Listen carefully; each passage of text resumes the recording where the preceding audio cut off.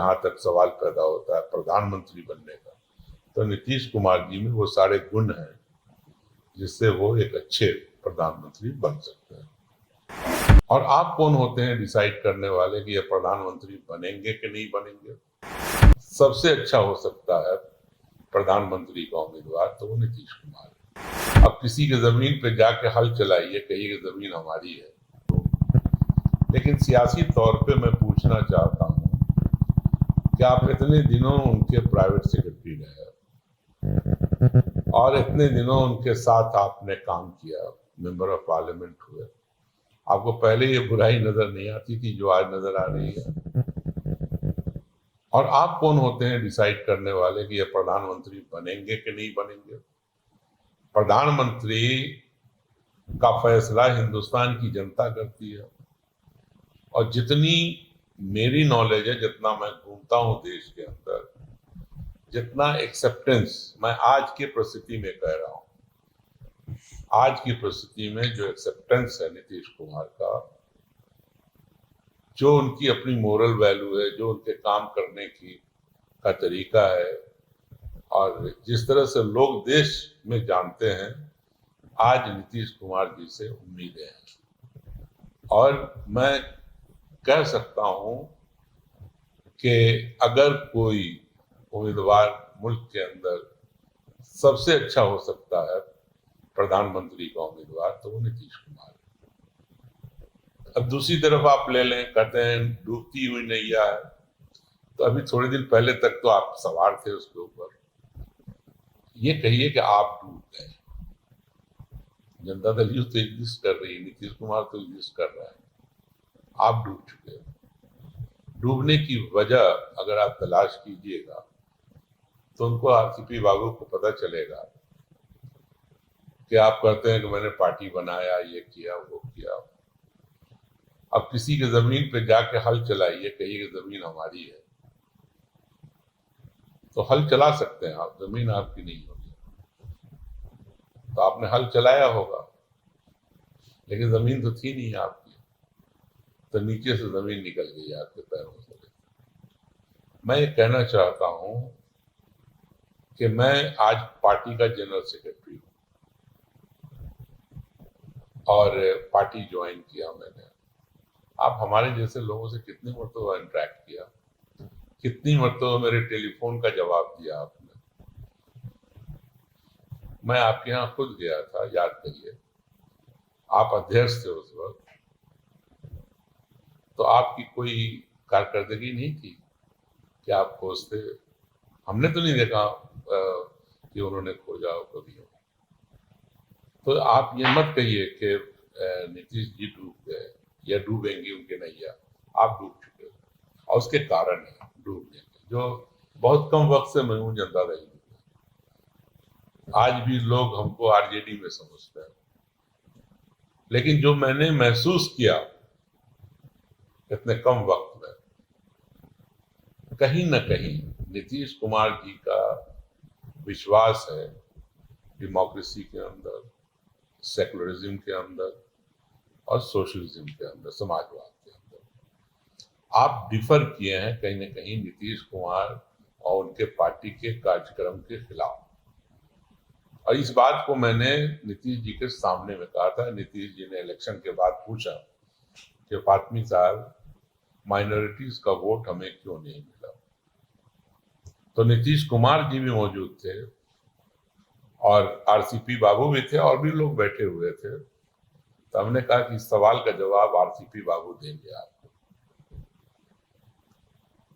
तो ये क्या जवाब देंगे? हम कहा कि इसलिए कि जिस तरह से इन्होंने आपको राज्यसभा के अंदर पेश किया, आपकी आइडियोलॉजी अलग थी, लेकिन जिस तरह से आपको पार्टी का स्टैंड रखा है इन्होंने हाउस के अंदर, लोगों ने समझा कि शायद जनता दल यू अपने राह से बदल गई है और बहुत सारे फैसले राज्यसभा के अंदर हों या बाहर हुए हों, आपको बगैर बताए हुए लिए गए और यही कारण है कि आपको वोट नहीं मिला।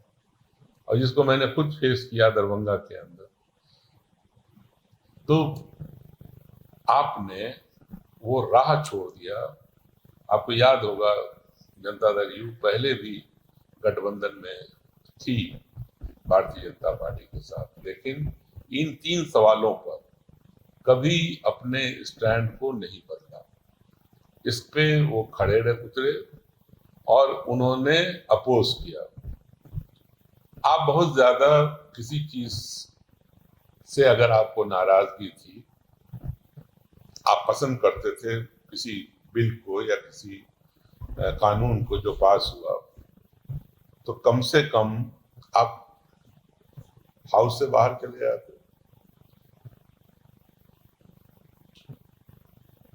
तो और सदन के अंदर वैसी बातें नहीं करते जिससे पार्टी का मैसेज खराब जाता, लेकिन सदन के अंदर आपने किया और उसका खमियाजा जनता दल यू को भुगतना पड़ा। अब फिर उसके बाद की एक्टिविटीज को अगर आप देखेंगे गौर से, तो वो परमानेंट एंटी पार्टी एक्टिविटी कर रहे थे, जिसकी वजह से उनका डिपार्चर हुआ। ये बात उनको समझनी चाहिए कि जो पार्टी के रूल एंड रेगुलेशंस होते हैं, जो उसकी अवधारणा होती है, उसमें इंडिविजुअल की वैल्यू कम होती है। और आपने पार्टी को नीचे समझा, अपने आप को ऊपर समझ लिया। जितनी मुझे खबर है कि खुद से मंत्री बन गए जाकर। अब मुझे नहीं मालूम कि बात सही है गलत है क्या है, ये तो नीतीश कुमार जी बताएंगे, लेकिन जितनी मेरी जानकारी है खुद से मंत्री बन गए। तो मैं ये समझता हूं कि जो कुछ वो कह रहे हैं कि ये डूबती हुई नैया है, तो डूब चुके हैं आप खुद। और जहां तक सवाल पैदा होता है प्रधानमंत्री बनने का, तो नीतीश कुमार जी में वो सारे गुण हैं जिससे वो एक अच्छे प्रधानमंत्री बन सकते हैं। उनकी संपत्ति की बातचीत सामने ला देंगे, तो क्यों नहीं ईडी इनकम टैक्स उसकी संपत्ति की जांच हो जाए, वो खुद मांग कर लें या पार्टी जजों को करवा दें?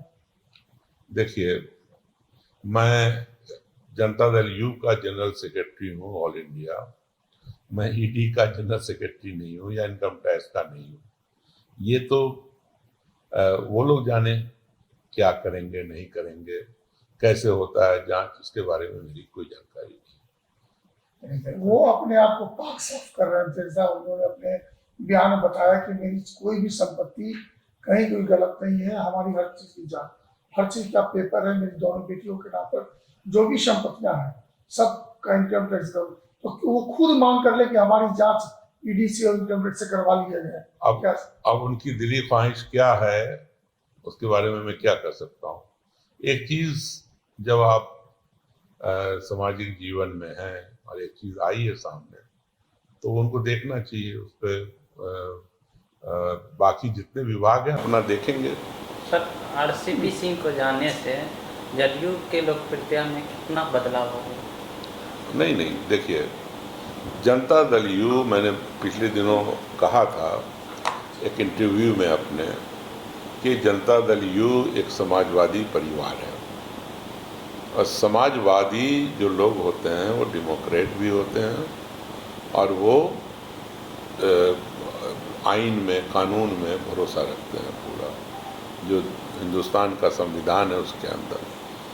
तो आप ये देख लीजिए कि नीतीश कुमार ने कितने सोशल अपलिफ्टमेंट के काम किए, चाहे वो दलित के हो, चाहे वो महादलित के लिए हो, चाहे वो अति पिछड़ा के लिए हो, चाहे महिलाओं के लिए किया गया हो, चाहे माइनॉरिटीज़ के लिए किया गया हो, अक़लियत के लिए किया गया हो, चाहे ऊंची जाति के गरीब लोगों के लिए रिजर्वेशन का मामला था। 2 मिनट में सबसे पहला राज्य बना बिहार जिसने ऐलान किया और पास किया। तो आप ये देखिए कि ये पार्टी किसी एक जात, एक बिरादरी या एक कौम की नहीं, ये सभी उस तरह के लोग जो समाज में पिछड़ गए हैं, पीछे हैं, उनको आगे बढ़ाने के लिए। सर, ललन सिंह ने कहा कि आरसीपी सिंह का तन तो यहाँ था, मन कहीं और था। आप तो पार्टी से कहा मन कहाँ था? अब हमारे पार्टी के अध्यक्ष ने एक बात कही है, तो मैंने आपको पहले ही विवरण दिया कि जनता दल यू जो कि एक सेकुलर पार्टी है, सिग्नल गया, राज्यसभा से भी गया, पार्टी के अंदर से भी गया कि इसमें कुछ गिरावट आ रही थी, और वो गिरावट की वजह आरसीपी बाबू थे, वो कंफर्म हो गया। आपको मैं याद दिलाऊं कि ये दिसंबर की बात होगी, एनआरसी एनपीआर पर मामला बहस चल रहा था, और नीतीश कुमार जी एक कार्यक्रम में आए हुए थे बेनीपुर।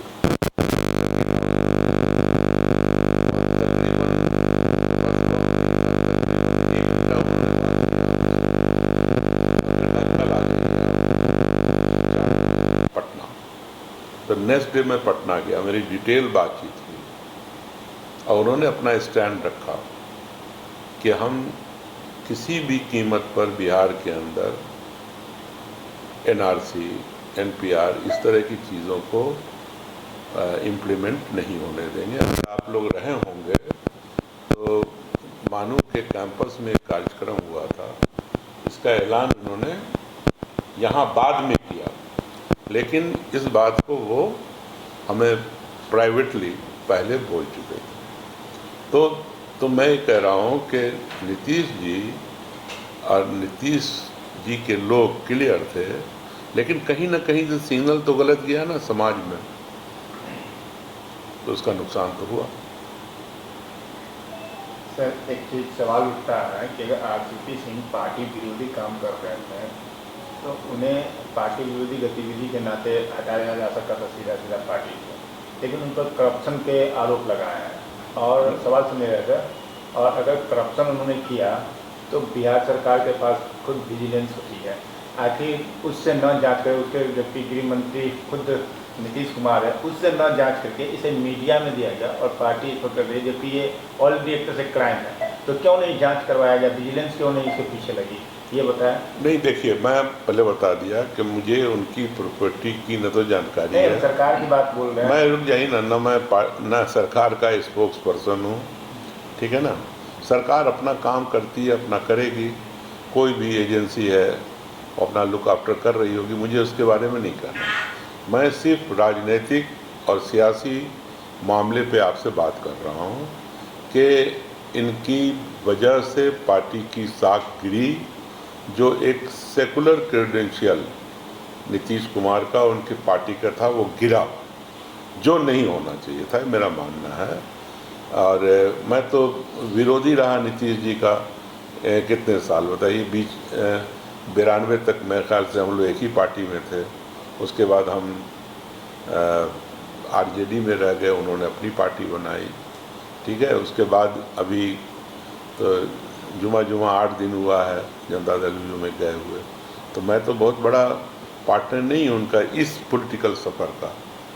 तो मैं जानता हूँ नीतीश कुमार जी को, और 89 से पहली मुलाकात से आज तक जानता हूँ कि वो बहुत ही टफ किस्म के सेकुलर, सोशलिस्ट और डेमोक्रेट है, इसमें कोई दो राय नहीं है। स्टेट सरकार के पास विजिलेंस है, आप जांच की मांग करें, को निशाना बनाया जा रहा है या फिर अरे भैया, कहाँ पे, सुनो एक बात बताओ, मुझे नहीं मालूम, लेकिन आप एक चीज बताओ, भारतीय जनता पार्टी का एक बात ले लो, अगर आप, वो क्या करती है कि इन्हें करती है हिंदुत्व की बात करती है, उसका मेन सपोर्टर कौन है, उसमें चले जाओ। और आज देश के अंदर जो बड़े बड़े ओहदे बट रहे हैं, वो किस आधार पर बट रहे हैं? तो ये कोई प्रॉपर हिंदुत्व की चर्चा मत करो, ये तो